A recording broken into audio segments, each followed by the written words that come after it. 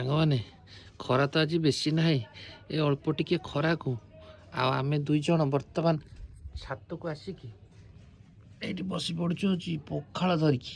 ଆଉ ପଖାଳ ସାଙ୍ଗକୁ ଆଜି ହେଇଛି ପଖାଳ ଭାତ, ଏଇଟା ରହିଲା, ଏ ରହିଲା ଆଳୁ, ଏଥିରେ ପଡ଼ିଛି ପିଆଜ ସୋରିଷ ତେଲ, ଆଉ କ'ଣ ଏତେ ପଡ଼ିଛି ଧନିଆ ପତ୍ର, ସବୁ ପଡ଼ି ଚକଟା, ଇଏ ରହିଲା ଆମର ବାଇଗଣ ତାୱା ଭଜା।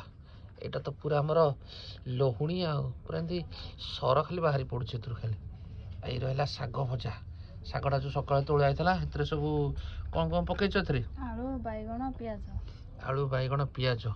ଆଉ ଏଇ ରହିଲା ପାଗ, ପାଗରେ ଅଛି ଆଜି ବଡ଼ି, ଟମାଟୋ ଆଉ ବାଇଗଣ, ଏରା ପିଆଜ ଧନିଆ ପତ୍ର, ଆଉ ଖାଲି ଆରେ ମେନ୍ ଜିନିଷଟା ନାହିଁ ତ, ଲଙ୍କାଟା ନାହିଁ। ଫ୍ରେଶ ତୋଳିଆ କୋଉଠି? ସେଇପାଇଁ ଗଛରୁ ଫ୍ରେଶ ତୋଳି ଖାଇବା। ରେଡି ଇଏ ଦୁଇଟା ହବନି, ଆଉ ଗୋଟେ ହବ ରାତି। Ready ready.